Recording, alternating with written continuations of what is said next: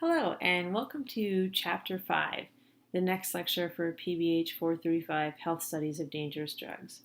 Today we're going to be looking at the actions of drugs, looking into a little bit more specifically the kinds and categories of drugs that we'll be working with this semester. So our goals for today are to understand why so many drugs that we use and abuse today come from plants and the origins of human use of these substances. We're going to talk about how to distinguish among generic, brand, and chemical names for drugs. And then we're going to look at our 6 major drug categories. We'll spend a little time talking about placebos and the placebo effect. And then we'll look at some specifics about drug analysis for potency, dose response, ED50, and LD50. And then finally, we'll take a look at the blood-brain barrier. So let's start with sources of drugs. Many drugs that we use today are chemically derived from plants. We discussed in one of our early classes how if you were a resident of North America several millennia ago and you had a headache, you'd probably find a branch of a willow tree to chew on. And that would you'd actually probably find that would relieve your headache because the willow branch would contain the same compound that we now call aspirin. So when we think about why it is that plants produce so many psychoactive drugs, really plants would only produce substances for 2 reasons. The first one is as a defense mechanism, and the second is as a survival mechanism. So a defense mechanism might be a way to stop animals from eating it, and a survival mechanism would probably be a way to make sure that the plants seeds or fruit were born as far away as possible. And as we continue to look at drugs throughout the course of the semester, we'll realize that very few of them were actually synthesized in a lab by a human, and many actually begin in nature as a plant substance that's then further refined throughout the history of the drug. So we'll see that pattern over and over and over again. So when we think about why it is that people started consuming drugs, a good way to think about this is just starting with basic human needs, things like heat, food, and water. So if we think about fire as a really important cultural phenomenon in early human history, what do you think would happen if humans at the time were sitting around a fire and cannabis or tobacco was put on the campfire? People would start to learn what would happen next and whether they liked the effects or didn't like the effects. If we think about food, if you were living in early human history, chances are there were times when you really needed to be able to put forth a serious amount of physical effort in order to survive. And what if you were on a hunt and you needed something to eat and you grabbed some leaves, some coca leaves to chew on, and you realized that your energy level went up and that you were maybe able to hunt more successfully, bring back more food for your tribe or your civilization or your family. And people would start to realize that those kinds of foods were contributed to their success. We talk about water. The fermentation process, in addition to adding alcohol, it very effectively removes microorganisms from that water. So it's a sterilizing process as well. And people who drank water that had been through that fermentation process were less likely to encounter waterborne illnesses. So if we think about ways that drugs of use and abuse enter human society, it's pretty regular that they occur as part of filling a basic human need. So it's probably unlikely that the first person who chewed on coca leaves knew exactly what they were going to do, but it is a pattern that we see. That's something that's found naturally occurring at a low level that might have something to do with the plant's desire or ability to survive, ends up having this dramatic effect on human society. So let's talk a little bit more about the names of drugs. Drugs are known, most drugs, by at least 3 different names. We've got the chemical name, the generic name, and then the brand name. So the chemical name, this is one that most of us can't pronounce, and very few of us actually call the drugs that we're using by these names, but some of the names that we use are derived from these chemical names. Then we've got the generic name. A good example of this would be, not Advil or Motrin, but ibuprofen, if we're talking about over-the-counter drugs. So if we talk about ibuprofen, we're talking about that NSAID that goes by several different trade names, non-steroidal anti-inflammatory drug. So the brand names that we know ibuprofen by, they include Advil and Motrin. So this is a specific drug or formulation of the drug that's been trademarked by a manufacturer. And they're able to keep that trademark for 20 years. So the examples on the slide here are for the prescription drug Provigil. We've got the generic name of modafinil, and then the chemical name, which I'll have you read. So we can see how an individual drug is known by at least 3 different names, and then often for drugs of abuse, we see a long list of street names that the drug is known by as well. Next, we're going to look at the different categories of drugs, and these will break down into categories that we'll cover over the course of this semester. I've got stimulants, depressants, opioids, hallucinogens, psychotherapeutics, and then this catch-all category of other. Stimulants, this is pretty straightforward, help us feel more awake, give us a better sense of energy. Everything from caffeine to cocaine would fit into this category. Depressants have the opposite effect. Depressants are going to slow down nervous system activity. Alcohol is considered as a depressant, and it's one that is the most commonly used in the United States. Opioids or narcotics, their major function is to reduce pain, and this would include prescription opioids as well as drugs like opium and heroin. Hallucinogens, these drugs produce an altered type of perception. LSD is the one that most people are familiar with here. And then psychotherapeutics, or drugs that were developed to treat symptoms of mental disorders. And then finally, our other category. The 2 drugs that fit best here that we'll talk about this semester are marijuana and nicotine. And basically that's because they combine multiple categories or function in different ways within these single drugs. So we talk about the kinds of effects that drugs have on the body. They're going to fit into 2 different categories. We've got specific effects and non-specific effects. So specific effects, these depend on having a particular amount of the chemical in the body at a certain time at a certain concentration. So these are what we call specific effects. If you drink an 8-ounce beer in 15 minutes, or if you drink an 8-ounce beer over the course of 4 hours, the effects that it has will be very different. And then if you take that 8-ounce beer that you drank in 15 minutes and then you drink 3 more at 15-minute intervals, those are going to have very different effects than, again, that 4 hours that it would take to consume one. So depending on how much of the drug is consumed over what period of time, we can see different kinds of effects. And then we have this other category called non-specific effects. And the major effect that we'll be talking about here is the placebo effect. And these are the effects that the drug has, which are moderated by the user's background, their expectations, their perceptions, and the environment. So we're going to talk a little bit about the placebo effect because people tend to find it very interesting. Where that name comes from is through an experimental process called a double-blind procedure. So in a double-blind procedure, neither the people who are participating in the experiment nor the researchers know whether the participant is receiving an active drug or a placebo. Think about a clinical trial for a new drug.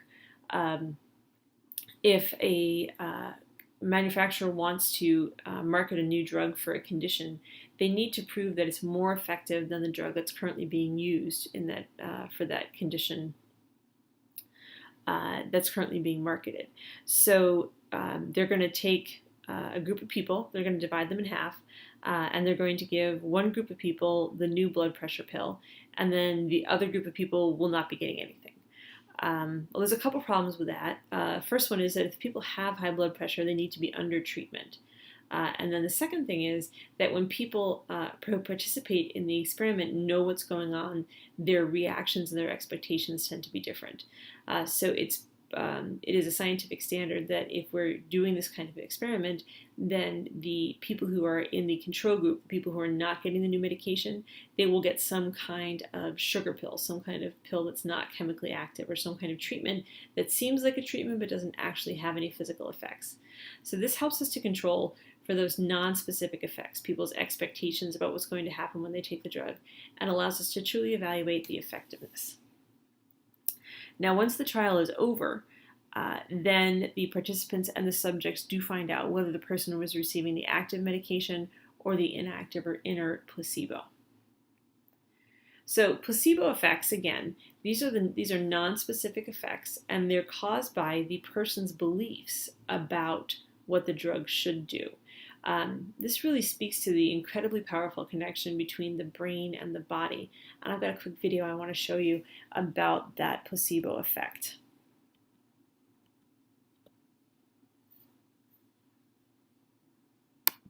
Now, you've all heard of the placebo effect before, when something with no known therapeutic value can actually make people feel better. It's a great trick our minds play on us, that by believing and expecting something to work, it actually does. But what's weird is that the strength of the effect can differ for some really strange reasons. For example, the same placebo can treat pain half as well as aspirin, while at the same time treating pain half as well as morphine. Morphine's a much more powerful painkiller, but a placebo is half as effective as both? Saying a placebo will reduce pain reduces pain, but saying that the same placebo will increase pain increases pain. Believing that a placebo will make you feel better will make you feel better. Believing that it won't has the opposite effect. Now, placebos aren't just pills. They can be creams, injections, surgeries, or drinks. You can even get placebo buttons. They don't actually do anything, but they sure as hell make you feel like you're in control. But not all placebos are equal. The effect of the placebo is bigger when the pill itself is bigger, or if you have 2 instead of 1, or 2 once a day instead of 1 twice a day. And a capsule will usually beat a pill, and a syringe will usually beat a capsule, and anything with a big ass science machine can outperform any of them. A plain pill works worse than a branded one. A discounted pill works worse than a pricey one, and even a pill in a plain box does worse than one that's all shiny and shit. Placebos that are blue work best as downers, and placebos that are red are better as uppers. Studies have shown that people who take their meds on a regular basis are less likely to die than those that don't, even if those meds are all placebos. You can even get addicted to placebos. In one study, a group of women took placebos for more than 5 years. 40% of them suffered withdrawals afterwards. In fact, the effect of placebos can be so strong that some people want them banned from sports. But I mean, how would you even test for that? Placebos don't even seem to work from place to place. For example, in Germany, using a placebo to treat ulcers works better than anywhere else in Europe. But using a placebo that treats hypertension doesn't work nearly as well as it does for its neighbours. Now, remember that all of this is about comparing things that both have nothing medically effective in them, which goes to show that a placebo isn't about what's in it, but about the beliefs that we load onto it. Our minds create the medicine, and that is pretty freaking weird.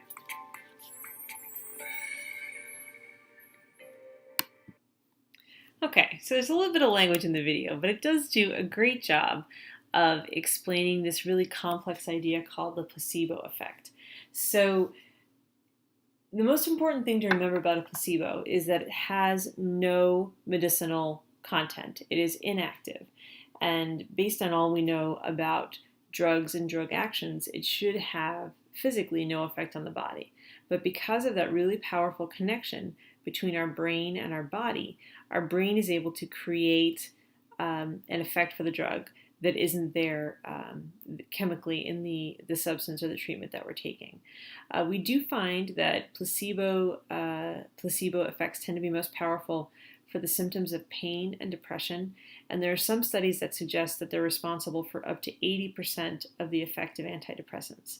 But before you write that off, before you say that there's nothing to antidepressants because 80% of it is the placebo effect, keep in mind that those substances are dramatically improving quality of life for folks who are taking antidepressants, that it is a clinical condition and an effective treatment for it. So a really complex subject and one that we can have some pretty interesting conversations about. Do let me know if you have any questions about that. So specific and non-specific effects. When we talk about non-specific effects, we're really talking about the placebo effect. When we start talking about specific effects, we're going to start talking about the dose of the drug. So we're going to talk about this thing called the dose-response curve. And basically, this is a graph that's going to represent the relationship between a drug dose and the effects that it has. We're going to define some vocabulary words as we go through this, and we'll start with threshold. So the threshold is going to be the lowest dose at which we can see some effects from the drug. And just keep in mind that since drugs have multiple effects, single drugs have effects on multiple body systems, a single dose response curve won't really represent all the effects of the drug. So we'll be creating multiple drug dose response curves for the different effects the drugs have. Multiple dose response curves for the different effects the drug has on the body. Okay, so here's what one of those dose response curves would look like. Down here, where we first start seeing recognizable effects, this would be the threshold. In this particular case, we've got 3 different dose response curves, and these are for the different effects that alcohol has on the body. So across the bottom, we have varying doses of alcohol, low to high, and then up on the left side, we've got the percentage of individuals who show the effect. So at low doses of alcohol, we see a small percentage of individuals showing a slowed reaction time. As the dose of alcohol increases, then we see the percentage of individuals who show that slowed reaction time increasing as well. And then at the far end, we've got coma. So we see having to start with a higher dose before we see any threshold of that, before the threshold of that appears. And then that increases at the same rate as the symptom of slowed reaction time. So that's what a dose response curves look like. And this is one that has multiple curves for multiple effects of the drug. So if we look at that again for alcohol, we've got increasing dose going across on the bottom, and then increasing response going up on the left side. So this would be for an individual person as we increase the dose of alcohol. So we start with no effect at the lowest dose as we begin to consume the alcohol. And then we move into that kind of giddy or euphoric phase, maybe that buzzed feeling. And then as the dose increases, we may get sleepy. It may become a deep sleep, perhaps loss of consciousness, and then possibly difficulty breathing. And then if the dose were high enough, we could actually see death as a response to that extremely high dose of alcohol. So these are different ways that dose response curves can work. Another thing that we're going to be looking for as we look at the effects of drugs is something that we call the safety margin. As a drug gets developed and released into society, we want to make sure that people are taking a safe dose. So the safety margin is going to be the dose that produces the desired effect in the most patients, and then the lowest dose that produces an unacceptable reaction. Okay, so we're looking for the dose that is the safest. And one thing that this will depend on is the potency, or the amount of drug that's required to produce the effect that we're looking for. And then, of course, almost all drugs have some kind of side effect or an unintended effect that comes along with the effects that we're looking for. And again, this is because most drugs do affect multiple body systems. When we're estimating the safety margin, we're also going to be looking for the effective dose. So the effective dose, this is the dose that produces the meaningful effect in a percentage of test subjects. It can be for any percentage, but the percentage that we deal with most often is the ED50. So this is the effective dose for half the animals in a drug test. And many of these statistics are based on animal testing. So the ED50 is what represents an effective dose for half of the animals that participated in the trial. And then a little further down the line, we've got the lethal dose. So this is the dose of the drug that has the lethal effect in some percentage of test animals. Again, it could be any percentage. The convention used to use 50%, so we've got the LD50 or the lethal dose for half the animals in a drug test. And as if I'm discussing this, you're having some ethical concerns about use of animals for this type of testing. This is definitely an emerging concern about this type of testing and developing these statistics as well. It's not something that we've reached a new norm for, but it's definitely something that's become an increasing concern over the past several decades. So then we're going to talk last about something called the therapeutic index. So the therapeutic index is the LD50 divided by the ED50. So we're going to take that dose that kills half the animals in the test, and then we're going to divide it by the dose that is effective for half of animals in the drug test. And we end up with this statistic called the therapeutic index. Then based on the math involved, this statistic is always going to be greater than 1. So these are the numbers that we use to calculate what we call the safety margin for a drug, a new drug that is being released to the market. Now, of course, we used our example earlier about drinking an 8-ounce beer in 15 minutes or an 8-ounce beer over 4 hours. And what we call this is the time course of the drug. So there's several things that can affect the time course of the drug. The first is how it's administered. The second is how rapidly it's absorbed. And then the third is how it's eliminated. All of these things can affect the time course of the drug, which then in turn affects the effects the drug can have on the body. So in some cases, the effects of the drug can actually be prolonged by taking additional doses at specific time intervals.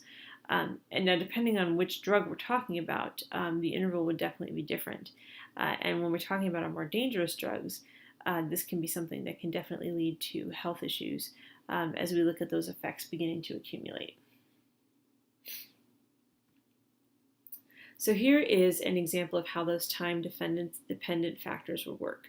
If we start at the left on this chart and move to the right, we see time going by. In the purple, we see the actual concentration of the drug in the blood. So it starts down here at its lowest, and then as the drug gets metabolized, the concentration increases in the blood all the way up to its peak up here at D, and then it starts to drop off again and is eliminated at a certain point from the body. And then the red line is actually the effect of the drug. So whatever effect that drug might be having on the person's perhaps reaction time or maybe their blood pressure, really depending on what kinds of effects the drug can have when it's consumed. So that's how that looks when we graph it out. When we talk about routes of administration, we have a couple of different ways that we do administer drugs. Most of these are fairly self-explanatory: oral administration through the mouth, insufflation, intravenous injection into a vein, subcutaneous or an intramuscular injection, an injection that's not going into a blood vessel, and then inhalation. This is typically the fastest route of drug consumption. We can typically start feeling the effects from inhalation between 5 and 8 seconds. Inhalation, so this is breathing the substance into the lungs, as we can see with our graphic over here. Inhalation goes through the mouth and into the lungs. We don't often consume drugs for medical purposes this way, basically because it's difficult to control the dose that is consumed that way. We're going to talk a little bit more about insufflation because this is the one that people tend to be least familiar with, at least by through that description. Insufflation is inhaling the drug through your nose. So we've got inhalation through the mouth and then insufflation through the nose. So interestingly, many of the effects of that are experienced through insufflation, they don't actually go to the lungs first. It's actually that the drug is absorbed into the bloodstream directly through the mucous membranes in the nose. One of the reasons this is particularly dangerous is because this route of administration does bypass the liver, so we don't see that first round of metabolism before the drug enters the bloodstream that way. So those are our different routes of administration. Inhalation goes from the mouth to the lungs. Insufflation goes from the nose to the bloodstream. Okay, so we've talked a couple of times already about the blood-brain barrier. This is that part of our brain structure made of glial cells, and its function is to protect the brain. In general, the only substances that can pass through the blood-brain barrier are small lipophilic substances. So these are substances that bond to fats. So heroin is more lipophilic than morphine, so it is easier for it to pass through the blood-brain barrier, and it ends up with a higher potency because of that. When we talk about how this actually works, the capillaries in the brain are covered with those glial cells that we covered in our previous lecture. And this makes it difficult for compounds to pass through those capillaries, to pass out and affect the brain. And we do see, though, that because that is a physical barrier, those glial cells, that certain kinds of trauma and infection can actually impair that barrier. They can limit its functionality, and we can see that resulting in more chemicals being entered the brain, which can definitely be dangerous. So when we talk about drug actions, which we'll be doing throughout the course of the semester, what we're actually talking about is the effects of drugs on those specific neurotransmitter systems that we talked about in our last lecture. So just to recap, we talked about how drugs can alter the availability of a neurotransmitter in many different ways. They can change the rate of synthesis, how easy or hard it is to create the neurotransmitter, the metabolism, the release, the reuptake, and how the drugs can also be an agonist or an antagonist. They can stimulate the drug, or they can prevent it from activating its receptors. So different ways that those drugs can affect the bodily system is based on the way it interacts with those neurotransmitters. Another important thing to talk about when we talk about drug safety is drug interactions. We definitely know that if we combine alcohol and other depressants, we're much more likely to see problems with respiratory depression, so problems breathing. And then if we combine stimulants and depressants, or uppers and downers, we can see some very complicated interactions. So there's an example here for methamphetamine and alcohol. So meth is going to lessen the performance disruptions related with alcohol, so that that slowed reaction time that we covered in a previous slide.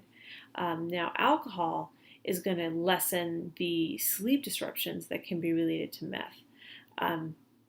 meth abuse. So when we put those together, rather than seeing people even out to a steady rate, we actually see a greater euphoric response than we would see from using either one of those drugs by themselves. So it's very complicated, and of course many people who abuse drugs end up abusing multiple drugs, which can lead to very complicated health problems as well. So when we talked about the definition of drug dependence, one of the things that we talked about was physical dependence, or the presence of a withdrawal symptom. And if we think back to our video on placebos, we see that people were actually experiencing withdrawal symptoms when they stopped taking a placebo. And again, this is a substance that is chemically inert. It has no actual drug components or physical effects on the body, but the brain creates these effects, these placebo effects. And people who were taking placebos for a long period of time actually experience withdrawal symptoms when they stop taking them. So thinking of this as purely physical dependence, again, it can get fairly complicated when we look at that relationship between the brain and the body. But when we talk about tolerance and withdrawal symptoms, we're looking at several different kinds of tolerance.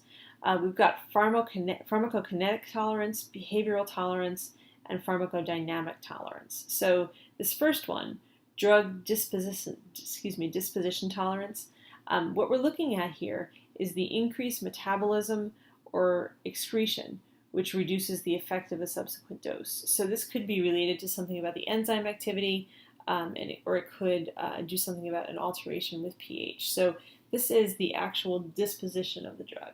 And then we've got the behavioral tolerance, where we find that the drug may have a similar biochemical effect. And here we're looking at a reduced behavioral effect as the drug user learns to compensate. We actually see this with marijuana use and driving.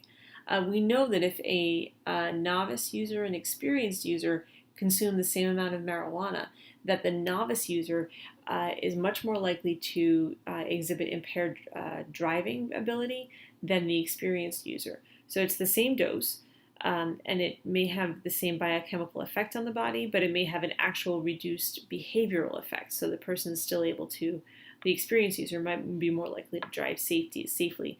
You can see how that can lead to some very complicated regulatory processes. We try to figure out, with the trend toward legalizing marijuana, what an actual safe level of consumption might look like there. So that's what behavioral tolerance would look like. And then finally, pharmacodynamic tolerance. This last type of tolerance, we've actually observed change in neurons. So after repeated drug use, the sensitivity of the neurons may change after this repeated exposure to the drug. And this may be another way that we see withdrawal symptoms exhibited when a person tries to stop using the drug. Okay, so wrapping up our lecture here today, we started out by talking about why it is that plants are our major source of drugs and how it is that people started using them. We talked about the 3 different kinds of names that drugs can have. They're generic, brand, and chemical names. We talked about our 6 drug categories that we'll talk about multiple drugs in each of those categories throughout the semester. And then we spent some time talking about placebos and the placebo effect when we talked about specific and non-specific effects of drugs. And finally, we talked about potency, dose response, and then the ED50 or effective dose and the LD50 or lethal dose for drugs. And then spend a little time on the blood-brain barrier as well. Thanks for being with me here today, and I will see you next time for our lecture on the next chapter.